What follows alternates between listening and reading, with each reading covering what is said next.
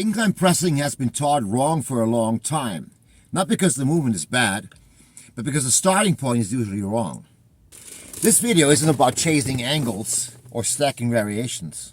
It's about choosing the first exercise that gives the most chest involvement with the least stress on the shoulders. Steep incline setups push a load into the shoulder joint, so the angle should be adjusted based on where you actually feel the chest doing the work. That's why today I'm showing you 3 incline press exercises ranked in proper order. This is part of my HITX series where exercises are selected based on effectiveness, joint stress, and real-world application. If incline presses are in your program, then this video will show you how to get the maximum results. Alright, first exercise, incline press on the hammer strength incline machine. Now, very important, you can see where I'm sitting right now, I'm way too low. So I don't want that bar to be where my shoulders at, because I don't want to train my shoulders, I want to train my chest. So let's bring the seat up a little bit. Yeah, so we are now adjusted properly. Yeah, keeping that tension right in your chest. Alright, we're moving the weight slow and controlled. Now, another thing I want to do is I will actually adjust my hand position, showing you guys that I'm not actually doing a wide grip. Okay, that's not how you do it. We're going to keep it in the inside. Just want to make sure that I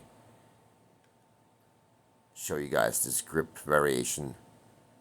Outer, inner grip. What is the difference? Difference is you don't get as much range when you grip on the outside.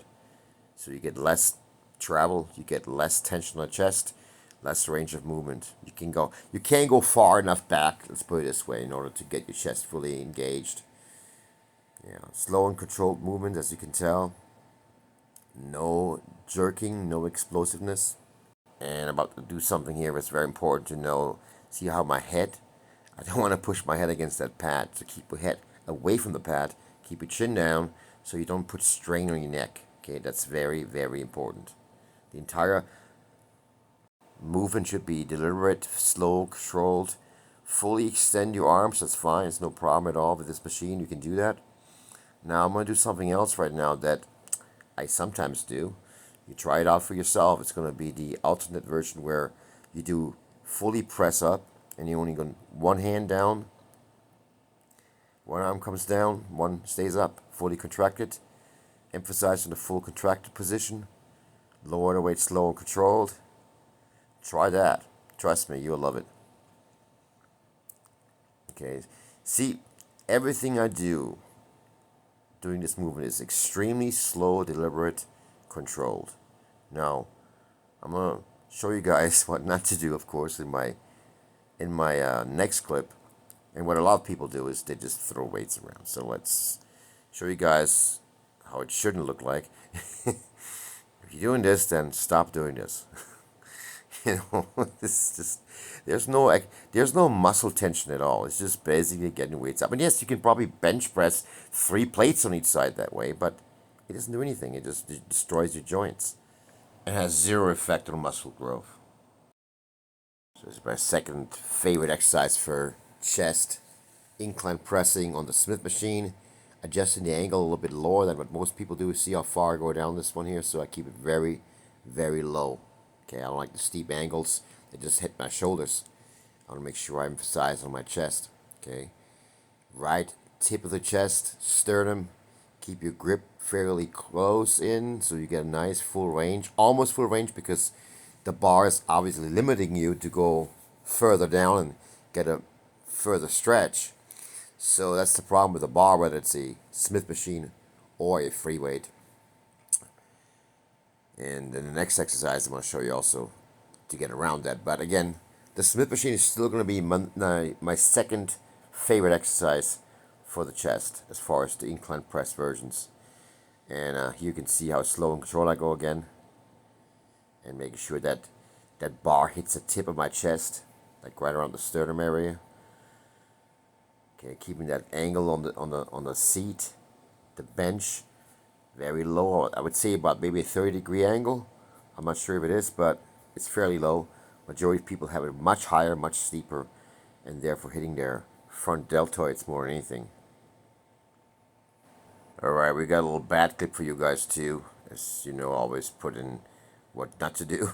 So in the next clip, you'll see how I actually didn't adjust the bench in the right direction. So the bench is too far away. The bench has to go further back. So the alignment on the bar has to come right down to the middle of your chest.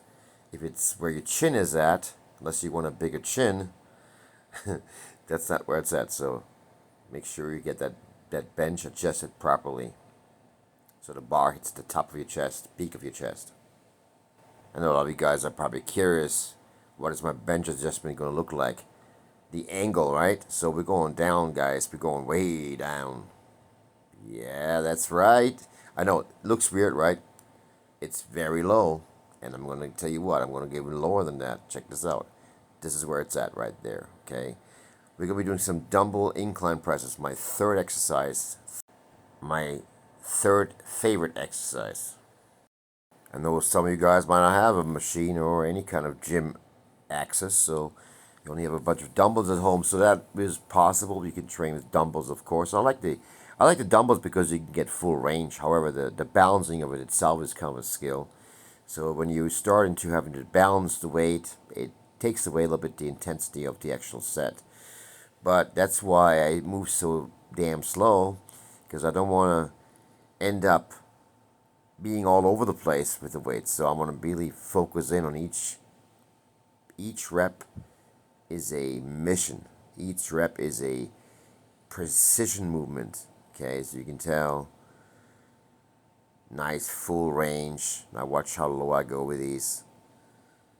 Okay, and I don't bring the dumbbells together towards the end. I kind of keep them apart a little bit, so to emphasize a little bit more on the tension again. I don't want to lose tension. When I bring those weights too far together, I lose tension towards the top, which I do no matter what, because it's not a pectoral pec deck movement, or it's not a fly movement, so it's a pressing movement. So now your front delts, your chest, and your triceps are being involved.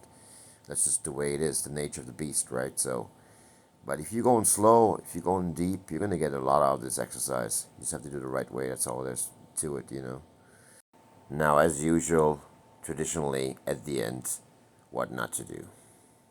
And you see it all the time. 150-pound dumbbells, shit throwing all over the place, slamming weights up and down, bring them together, and then, of course, it just looks dramatic, but it doesn't do shit. So let me be clear why this video exists. This wasn't about chasing angles or adding variations. The goal was to start with the exercise that delivers the most benefit, the least joint stress. If incline pressing is in your training, then this is how you get the most out of it without beating up your shoulders. Next in HITX, we break out all the shoulder movements. Stay tuned for the next video. Come on, think about what you like the most. What stimulates you? What motivates you? Get it out. Head back, elbows higher. Now hold if you can for 5 seconds.